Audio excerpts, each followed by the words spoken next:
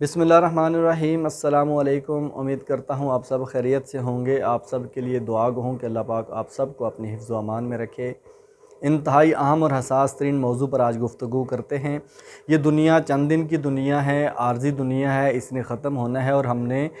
सफ़र आखरत की तरफ रवाना होना है। और वही हमारी असल ज़िंदगी है, हमेशा बाकी रहने वाली ज़िंदगी है। इसलिए हमें इस आर्ज़ी दुनिया की बजाय अपनी असल और हमेशा रहने वाली ज़िंदगी के ऊपर फोकस करना चाहिए और उसकी तैयारी बेहतरीन तरीके से करनी चाहिए।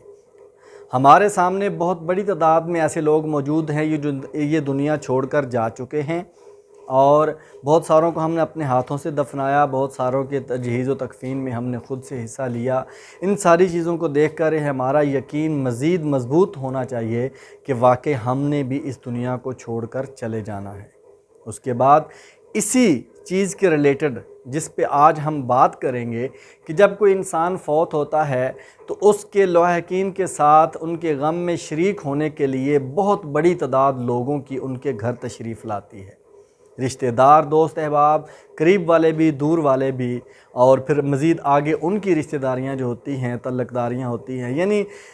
एक लिंक से इंटरलिंक और फिर आगे इस तरह जिस तरह से भी तल्लक़ होता है, लोग पहुंचते हैं हमदर्दी करने के लिए, दुआ के लिए कि उसके लिए मग़फ़रत की दुआ की जा सके और जो लाहिकीन हैं उनको हौसला दिया जा सके, उनके इस गम में शरीक होकर उनके गम को कम किया जा सके। जब इतनी बड़ी तादाद में लोग आते हैं तो उनके आने पर आपको, यानी जिनके घर में फ़ौतगी हुई है, जिनकी कोई वफ़ात हुई है, उनको आने वाले मेहमानों के लिए खाने पीने का अहतमाम भी करना पड़ता है।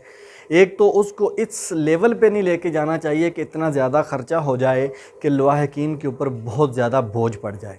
इससे बढ़कर जिस बात पर मैं आज फ़ोकस करना चाहूँगा वो ये कि हमारी सोसाइटी में प्रोटोकॉल की एक भूख है। हम चाहते हैं, हम में से बहुत बड़ी तादाद में ऐसे लोग हैं जो प्रोटोकॉल मांगते हैं, प्रोटोकॉल चाहते हैं, और ऐसी भी बहुत बड़ी तादाद मौजूद है जो दूसरों को, अपने रिश्तेदारों को या अपने चाहने वालों को प्रोटोकॉल देते हैं और देना चाहते हैं। लेकिन जब ऐसे मौके होते हैं तो वहाँ पर ये सूरत हाल नहीं होनी चाहिए। आपने भी कई जगहों पर देखा होगा, मैंने ख़ुद कई जगहों पर देखा है कि एक तो आपके घर में या जहाँ पर आप मौजूद हैं वहाँ पर फ़ौतगी हो गई है, जवान फ़ौतगी हुई है, कोई जवान आदमी मर गया है या कोई भी मर गया है, मर्ग तो मर्ग है, मौत तो मौत है, उसका गम तो बहरहाल मौजूद है, उसके लवाहिकीन को भी, उसके कुर्ब जवार में बसने वाले लोगों को भी उसका गम और दुख तो मौजूद है। तो ऐसी घड़ी में जब खाने वगैरह का अहतमाम किया जाता है तो पंजाब की अगर बात करूँ तो अमूमन यहाँ पर कोई दरियाँ चटाइयाँ बिछा के,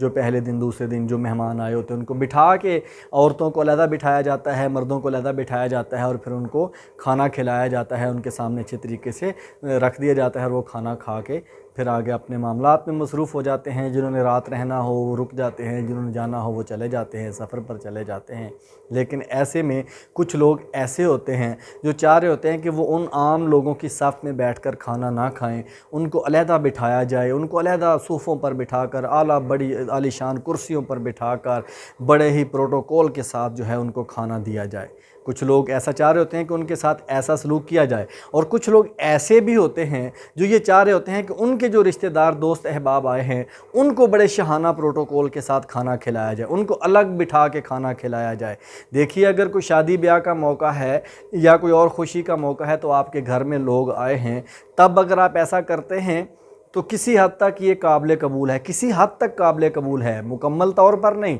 क्योंकि वहाँ पर भी जब आपके पास मेहमान आते हैं तो सब मेहमान आपके लिए बराबर हैं। आपने सब को जो है वो बराबर सलूक करना है, तब आपकी अच्छी मेहमान नवाजी तसव्वुर होगी। लेकिन आप फिर भी अगर प्रोटोकॉल दे देते हैं ऐसे मौके पर, खुशी के मौके पर, तो वो लोग फिर भी किसी हद तक काबिल कबूल समझते हैं कि ठीक है, खुशी का मौका था, उनके ख़ास रिश्तेदार थे, उनको ख़ास तरीके से खाना पेश कर दिया गया। लेकिन जब फौतगी हुई हो, दुनिया जो है, जो रिश्तेदार, दोस्त अहबाब, लोग हैं कि इन सब गम में डूबे हुए हों और आपको सिर्फ़ ये फ़िक्र पड़ी हुई हो कि हमारा कोई बहनोई आया है, हमारा कोई दामाद आया है, हमारे कोई ससुराल वाले आए हैं, या कोई मेरे बहुत करीबी सियासतदान या कोई रिश्तेदार या कोई बहुत अच्छे रुतबे पर फायज़ अफसर आया है,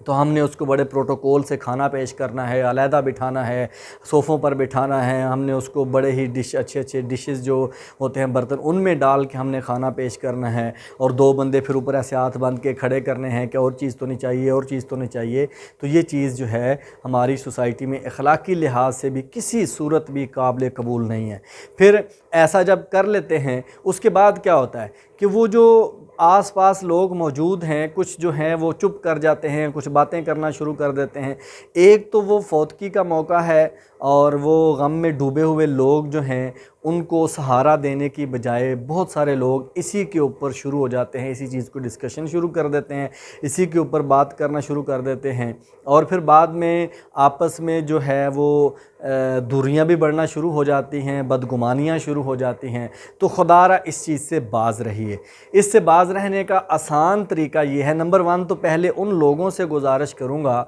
जो ऐसे मौके पर अपने ख़ास रिश्तेदारों को ख़ास तरीके से प्रोटोकॉल देना चाहते हैं कि खुदारा अपनी मौत को याद रखिए। अपने जो है ऐसे रिश्तेदारों को जो इनको आप बहुत ख़ास और बहुत बड़ा बना के पेश करना चाहते हैं, कम से कम मर्ग और मौत के मौके पर ऐसी चीज़ करने से बाज़ रहें। फिर और दूसरे नंबर पर उन लोगों से गुजारिश करना चाहता हूँ जो ऐसे मौके पर मेहमान बन के तशरीफ़ लाए होते हैं और उनके रिश्तेदार या कुछ अफराद अगर उनको बहुत बढ़ा चढ़ा के पेश करना चाहते हैं, प्रोटोकॉल देना चाहते हैं,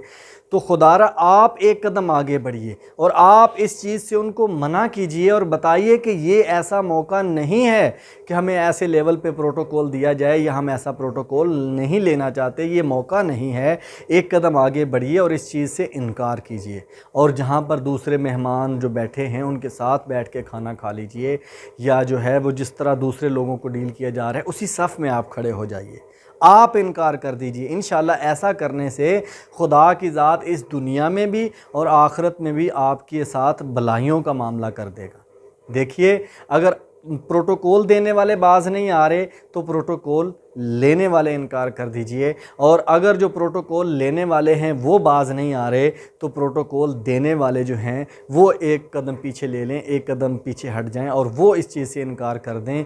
इन दोनों सूरतों में से किसी एक सूरत को अपनाना होगा, तभी जाके ऐसे मौके पर ऐसे कामों से हम बच सकते हैं और माशरे में मज़ीद बदगुमानियाँ जो पैदा होती हैं, माशरे में ज़्यादा जो मज़ीद बिगाड़ पैदा होते हैं, उनसे बचा जा सकता है।